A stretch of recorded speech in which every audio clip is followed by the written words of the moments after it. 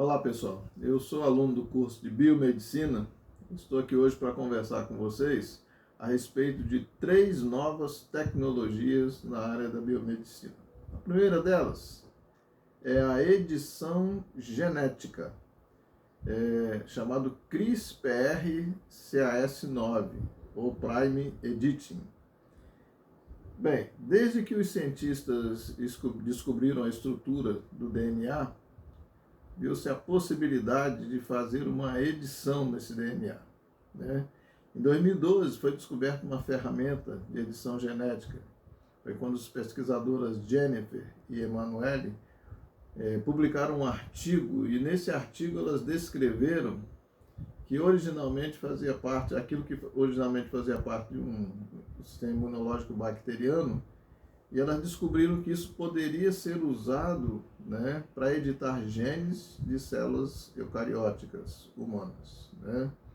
Inclusive, isso rendeu a elas o Prêmio Nobel em Química em 2020, né? O CRISPR-Cas9 funciona como uma tesoura, né? Uma tesoura que corta o DNA, só que corta em lugares específicos, né? E de que é composto isso? É composto de um RNA guia, que nós chamamos de gRNA, né? Que na verdade é uma sequência planejada para emparelhar com o DNA.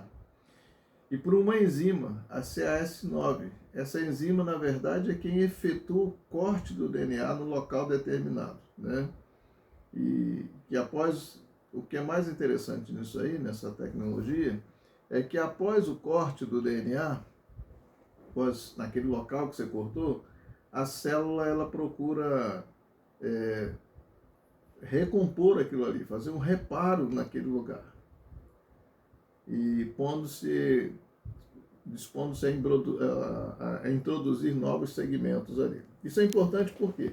Porque naquele lugar onde ocorreu a quebra e onde é recomposto pela célula, isso nos dá a possibilidade de introduzir ou de remover genes específicos ali, permitindo que se faça a edição. Então, a edição do DNA é isso.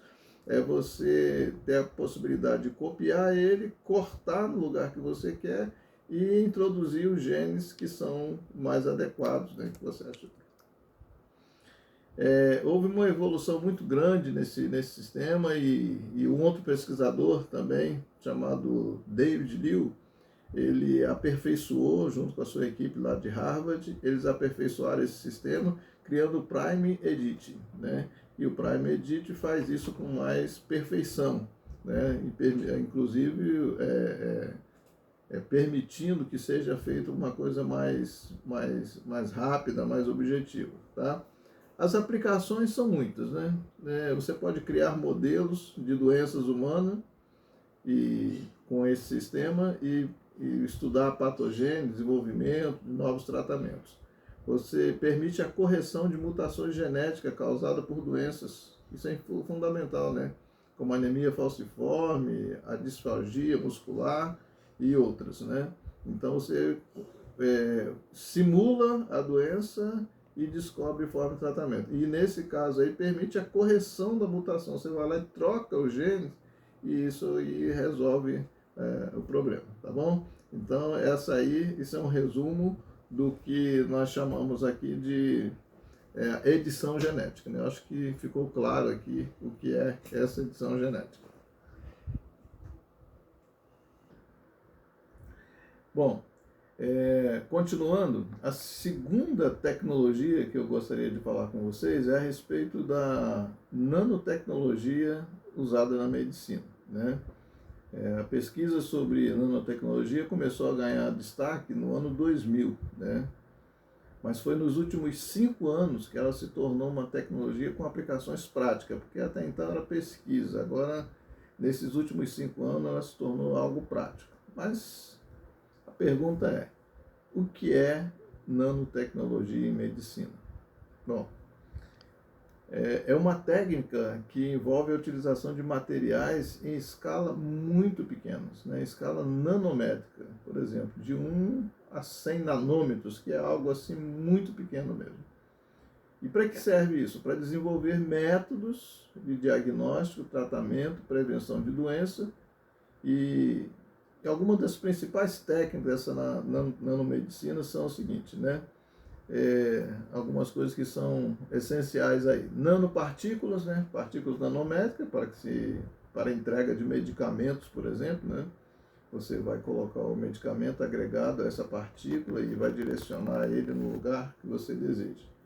Nanosensores, que são dispositivos capazes de detectar mudanças biológicas em níveis muito baixos, permitindo o diagnóstico precoce e preciso das doenças. E os nanomateriais são nanotubos de carbono e grafeno ou nanofios que estão sendo usados para desenvolver novas ferramentas biométricas, né?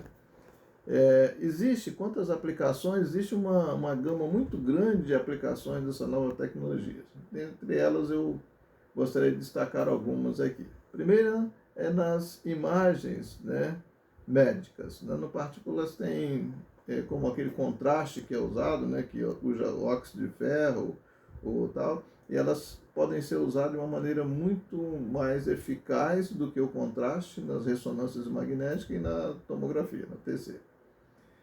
Outra coisa, como já dissemos, né, ela pode ser usada na entrega de medicamento, né? Além disso, ela permite a liberação controlada. Os nanomateriais podem ser usados para liberar medicamentos de forma bem controlada, sustentada, melhorando a adesão ao tratamento e os resultados terapêuticos, né? E, finalmente, imagens médicas, nanopartículas de contraste, como aquelas feitas de ouro e tal, como nós já falamos, e também os biosensores, que são capazes de detectar biomarcadores de doença em concentrações extremamente baixas. E isso vai permite o diagnóstico precoce de condições como câncer e doenças infecciosas, né? Existem outros tratamentos que não vamos expor aqui, mas a hipertermia, a terapia fototérmica, fotodinâmica e outras. Então, além dessas que nós já vimos, dessas aplicações, né, nós temos outras também, como nanofibras, nanotubos, né, que são usados para promover a regeneração de tecidos danificados, né? Isso é algo muito importante, né?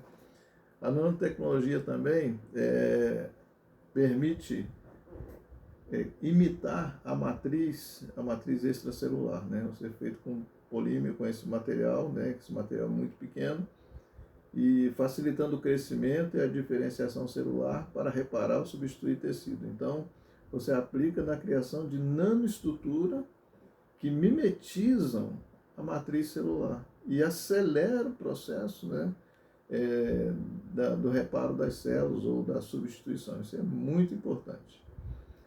E apesar das promessas da nanotecnologia em medicina enfrentar desafios muito grandes, né, de segurança, biocompatibilidade, produção em larga escala, mas apesar disso, essa nanotecnologia representa uma fronteira emocionante e em rápida evolução na ciência e tecnologia médica.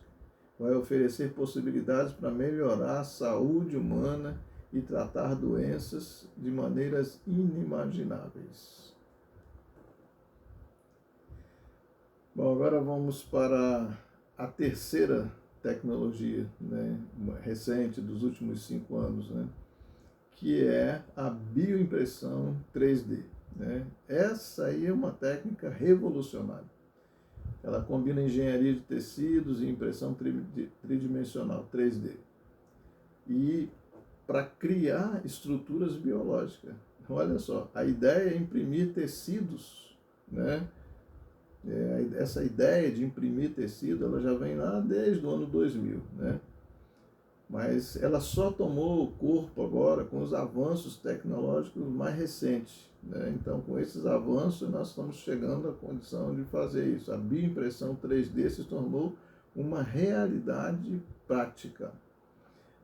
Os fundamentos dessa tecnologia, da impressão 3D, envolve a deposição, né, de células, precisa de células, de biomateriais e fatores de crescimento em camada, para criar estruturas tridimensionais, que mimetizam os tecidos biológicos. Para ficar melhor, para entender melhor, o processo de bioimpressão inclui várias etapas. Acho que olhando para as etapas a gente entende melhor.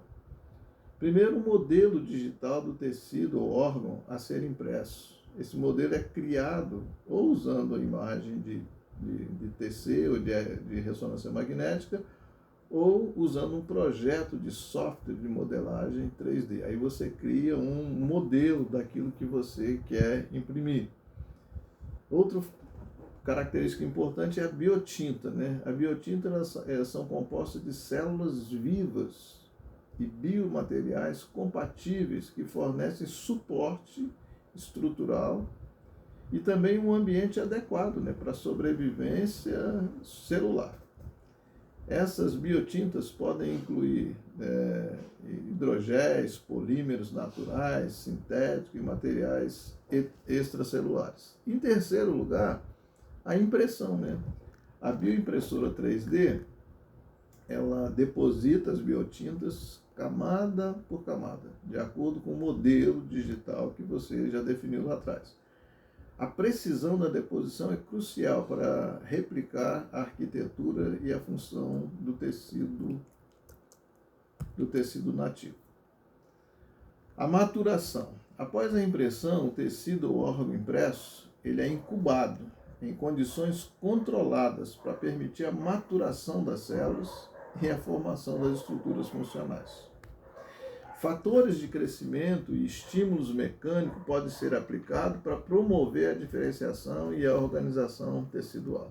Quais seriam as aplicações? Por exemplo, a regeneração de tecido, né? A impressão de tecidos para reparação ou substituição de tecidos danificados, como a pele, a cartilagem, os ossos, você imprimir e fazer essa reposição de tecido. Uma outra aplicação para a criação dos órgãos completos, como o fígado, que é o grande projeto, né? Criar um órgão, criar o fígado, um coração, que poderiam ser utilizados para transplante, reduzindo a dependência de doadores de órgãos, né? A modelagem de doenças, né? Você poderia criar tecidos humanos para estudar a patogênese da doença e depois testar o medicamento, né? E melhorar assim o tratamento, né? E além disso, próteses personalizadas, impressão de próteses, já pensou? Implantes personalizados para se adequar perfeitamente à anatomia do paciente, melhorando o conforto e a eficácia dos tratamentos. Portanto, essa tecnologia é fundamental, ela tem muito ainda para crescer, né? Outra aplicação ainda que tem seria a criação de mini órgãos, organoides, a partir das células do próprio paciente. Para quê? Para testar, né, a resposta individual a diferentes tratamentos, entendeu? Você cria mini órgãos e neles você testa, né, e os medicamentos e vê qual vai ser o resultado, né? Além disso, um modelo de impressão, né, de modelos anatômicos. Você poderia criar com essa a ideia, criar modelos para que os estudantes, os profissionais de saúde, né, os cirurgiões possam estudar nesses modelos, né? Então eu vejo como o futuro da bioimpressão 3D é muito promissor, né? Ela tem potencial para revolucionar a medicina regenerativa. A pesquisa biomédica e a medicina personalizada podem ser revolucionados com essa tecnologia. Com o avanço contínuo da tecnologia, a bioimpressão 3D poderá transformar a forma como os tratamentos, as doenças, realizamos transplantes e desenvolvemos novos tratamentos, trazendo benefícios significativos para a saúde humana. Portanto, são essas 3 novas tecnologias que nós queremos deixar aqui registrado nesse vídeo, né? A primeira, como nós vimos, né, é a edição genética, que é algo muito importante, né?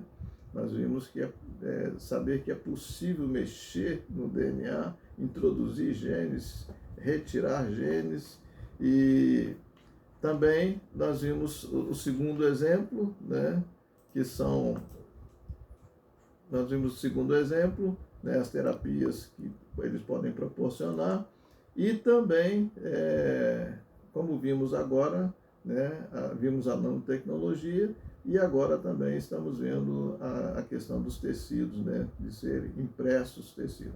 Então são essas as 3 tecnologias que nós queremos deixar aqui registrado. Eu agradeço a atenção de todos, né, e até a próxima.